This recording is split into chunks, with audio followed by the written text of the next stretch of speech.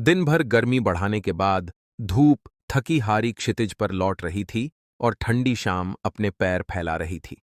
लोग काम धंधे निपटाकर अपने अपने घरों को जा रहे थे। उन्हीं लोगों में से एक रघुनाथ जी भी थे, जो फैक्ट्री से अपना काम खत्म करके घर को लौट रहे थे।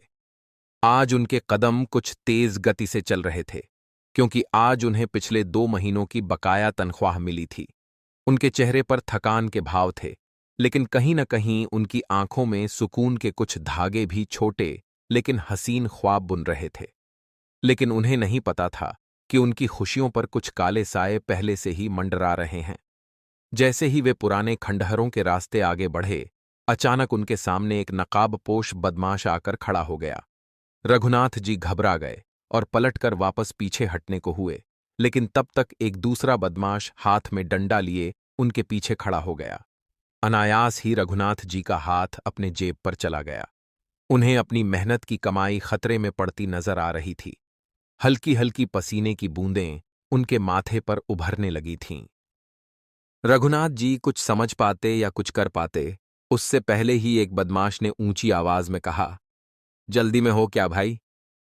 दूसरे बदमाश ने हंसी उड़ाते हुए कहा, लगता है आज इसे कुछ ऐसी चीज हाथ लगी है जो इसके पैर ही जमीन पर नहीं पड़ने दे रही। पहला बदमाश, अच्छा तो ये बात है, जरा हमें भी दिखाओ भाई, ऐसी कौन सी चीज है तुम्हारे पास जो यूं हवा हवाई बने जा रहे हो? रघुनाथ जी लड़खड़ाती हुई आवाज में बोले, अरे नहीं भाई, ऐसी कोई बात नहीं है। जरा लेट हो गया हूं और अंधेरा भी गहरा होता जा रहा है, इसलिए थोड़ा जल्दी कदम उठा रहा हूं। आप थोड़ा सा रास्ता दे देंगे तो मैं जल्दी घर पहुंच जाऊंगा। पहला बदमाश बोला, अरे भाई, रास्ता भी दे देंगे, पहले तुम्हारा थोड़ा बोझ तो कम कर दें, ताकि तुम्हारे कदम थोड़ा और तेजी से उठ सकें। उसने रघुनाथ जी की जेब की तरफ इशारा करते हुए कहा, जिसे उन्होंने कसकर पकड़ रखा था। रघुनाथ जी का दिल तेजी से धड़कने लगा। उन्हें उन बदमाशों के इरादे अच्छी तरह समझ आ रहे थे।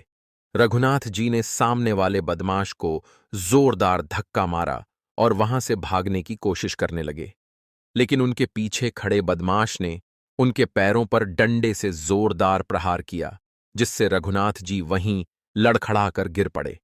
अब तक पहला बदमाश भी संभल कर खड़ा हो चुका था।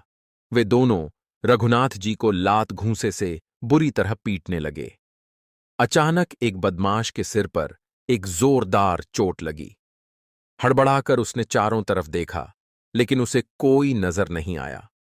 इतनी ही देर में दूसरे बदमाश के माथे पर भी एक छोटा पत्थर आकर लगा, जिसकी खरोंच से उसके माथे पर खून की बूंदें झलकने लगी थीं।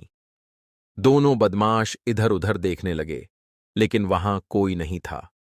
अब बारी बारी उन पर पत्थर बरसने लगे, जिससे वे दोनों गुस्से में चिल्लाने लगे, कौन है वहां? सामने आओ! लेकिन पत्थर का हमला रुकने का नाम ही नहीं ले रहा था। अभी वे बदमाश इधर उधर हमलावर को ढूंढ ही रहे थे कि अचानक उन पर धूल का गुब्बार गिर पड़ा।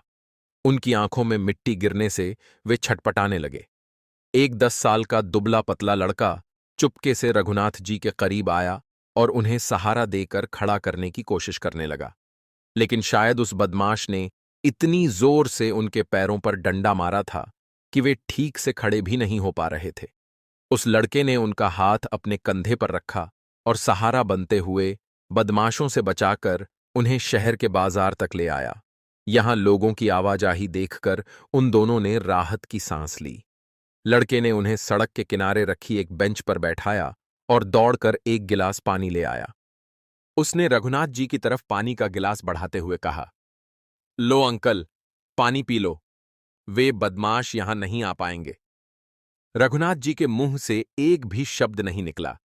उन्होंने लड़के के हाथ से पानी का गिलास लिया और एक ही सांस में सारा पानी पी गए। अब कहीं जाकर उन्हें थोड़ी तसल्ली हुई। उन्होंने लंबी सांस भरी और बेंच पर ही लुढ़क गए। अभी रघुनाथ जी ने ठीक से सांस लेना शुरू ही किया था कि उस लड़के ने रघुनाथ जी का हाथ झटकते हुए कहा, अरे अंकल, उठो, वे लोग इसी तरफ आ रहे हैं। रघुनाथ जी हड़बड़ाकर उठे और उस दिशा में देखने लगे जहां दूर से वे बदमाश उन्हें ढूंढते हुए नजर आ रहे थे। लड़के का सहारा लेकर वे उठे और अपने घर की तरफ बढ़ने लगे। हालांकि यहां उनके आस-पास लोग भी थे, तो वे इतना भी नहीं घबरा रहे थे। पर वे किसी तरह का मसला नहीं चाहते थे। दोस्तों, अगर आपको कहानी पसंद आ रही है तो वीडियो को लाइक और चैनल को सब्सक्राइब करना ना भूलें। आइए कहानी में आगे बढ़ते हैं। कुछ ही देर में उस लड़के के साथ रघुनाथ जी अपने घर के दरवाजे पर खड़े थे। उनकी पत्नी शांति देवी ने दरवाजा खोला। सामने रघुनाथ जी को धूल में सना फटेहाल हालत में देखकर वे घबरा गईं। हे भगवान, क्या हुआ जी आपको? ये चोट कैसे लगी? उनका ध्यान उस लड़के पर गया ही नहीं। शांति देवी जल्दी से रघुनाथ जी के दूसरी तरफ गईं और उन्हें सहारा देते हुए घर के अंदर ले आईं। उन्होंने रघुनाथ जी को कुर्सी पर बैठाया और अपनी साड़ी के पल्लू से उनके शरीर पर लगी धूल को साफ करने लगीं। उन्होंने अपने 8 साल के बेटे राहुल को पानी लाने को कहा और रघुनाथ जी के जूते उतारने लगीं। वह लड़का जो रघुनाथ जी को लेकर आया था, वहीं खड़ा यह सब देख रहा था। न जाने क्यों, पर उसकी आंखों में आंसू भर आए थे। वह मुड़कर जाने को हुआ। तभी रघुनाथ जी ने उसे रोकते हुए कहा, रुको बेटा। वह लड़का वहीं रुक गया और रघुनाथ जी की तरफ देखते हुए बोला, जी अंकल। रघुनाथ जी कृतज्ञता से उसकी तरफ देखते हुए बोले, बेटा, कहाँ जा रहे हो? लड़का बोला, जहां से हम आए थे वहीं जा रहा हूं। रघुनाथ जी आश्चर्य से उसे देखने लगे। पहली बार उन्होंने उसे ध्यान से देखा। वह लड़का लगभग 10 साल का रहा होगा। उसने एक छोटे छेदों वाली नीली टी-शर्ट और पुरानी हल्के लाल रंग की नेकर पहन रखी थी। उसके बाल बिखरे हुए और रूखे थे। ऐसा लग रहा था जैसे वह बहुत ही ज्यादा गरीब परिवार से था। रघुनाथ जी हड़बड़ाकर बोले, उन खंडहरों में? तुम्हारा घर वहां है क्या? लड़का बोला, जी, मेरा कोई घर नहीं है। मैं उन खंडहरों में अकेला ही रहता हूं। रघुनाथ जी हैरान रह गए और बोले, तुम्हारा परिवार कहाँ है? क्या तुम अपने माता पिता के साथ नहीं रहते? लड़का बोला, जी नहीं। लोग कहते हैं मैं जब बहुत छोटा था तब मेरी मां मुझे झाड़ियों में फेंक गई थी और उसके बाद मुझे अनाथालय में डाल दिया गया। वहां का माहौल मुझे रास नहीं आया, इसलिए मौका पाकर मैं वहां से भाग गया। भीख मांगना मुझे मंजूर नहीं था, तो अब यहां छोटे मोटे काम करके 2 वक्त की रोटी का इंतजाम कर लेता हूं। रघुनाथ जी यह सुनकर सन्न रह गए। वे शांति देवी की तरफ देखने लगे। शांति देवी भी भावुक नजर आ रही थीं। रघुनाथ जी ने उस लड़के से उसका नाम पूछा तो वह बोला, जी, नाम नहीं है मेरा। लोग अपने हिसाब से जो मन में आए बोल देते हैं। रघुनाथ जी ने कहा, बेटा, आज अगर तुम न होते तो वे बदमाश शायद ही मुझे जिंदा छोड़ते। तुमने मुझ पर और मेरे परिवार पर बहुत बड़ा एहसान किया है और मुझे लगता है कि तुम्हारा वापस उन खंडहरों में जाना ठीक नहीं होगा। हो सकता है वे बदमाश अभी भी वहीं छुपे हों और तुम्हें पहचान जाएं। वे तुम्हारे साथ कुछ भी गलत कर सकते हैं। ऐसा करो, आज की रात तुम यहीं रुक जाओ। तुम क्या कहती हो शांति ही? शांति देवी मुस्कुराकर बोलीं, इस बच्चे ने मेरी दुनिया उजड़ने से बचाई है। ये मेरे लिए किसी भगवान से कम नहीं, और आज की रात मैं इसके काम आऊं तो उससे अच्छा और क्या होगा। तय हुआ कि आज रात वो लड़का रघुनाथ जी के यहां ही रुकेगा।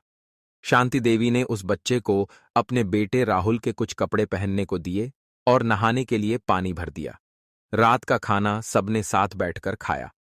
खाने के बाद शांति देवी ने अपने बेटे राहुल के बगल में ही उस लड़के का भी बिस्तर लगा दिया और खुद रघुनाथ जी के पैरों की मालिश करने लगीं। रघुनाथ जी का बेटा राहुल भी अपने हमउम्र बच्चे से मिलकर बहुत खुश था। सोने से पहले वे दोनों खूब खेले।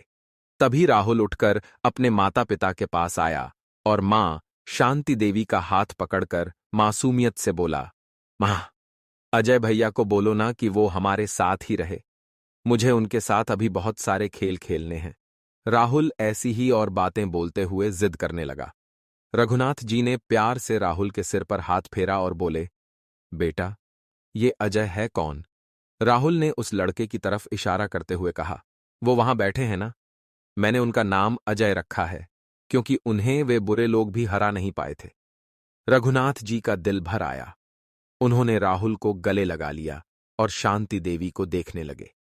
शांति देवी चेहरे पर हल्की मुस्कान के साथ बोलीं, राहुल बेटे, रात बहुत हो गई है। अभी तुम जाओ और अपने अजय भैया के साथ सो जाओ। तब तक मैं तुम्हारे अजय भैया को भी समझा दूंगी कि वो यहीं तुम्हारे साथ ही रहे। ठीक है ना बेटा? जाओ, सो जाओ। राहुल को सुलाकर रघुनाथ जी और शांति देवी ने उसके बातों पर विचार किया। अब उनका क्या फैसला रहा? क्या वे अजय को अपनाएंगे? क्या अजय उनके साथ रहने को राजी होगा? क्या वे बदमाश दोबारा कभी रघुनाथ जी को परेशान करेंगे? और अजय ने ऐसा क्या कर दिया जो रघुनाथ जी के मोहल्ले में उसी की बातें होने लगीं? कहीं वह लड़का अजय उन बदमाशों के साथ तो नहीं मिला हुआ? इन सब सवालों के जवाब आपको कहानी के अगले भाग में मिलेंगे। तब तक के लिए आप चैनल को सब्सक्राइब करके बेल आइकन को दबा दीजिए, ताकि जैसे ही इस कहानी का अगला भाग अपलोड किया जाए आप तक उसका नोटिफिकेशन पहुंच जाए। और अगर आपको कहानियां पढ़ने का शौक है तो आप गूगल पर भी हमारी वेबसाइट पर जा सकते हैं। तब तक के लिए देखते और पढ़ते रहिए सहारा कहानियों का।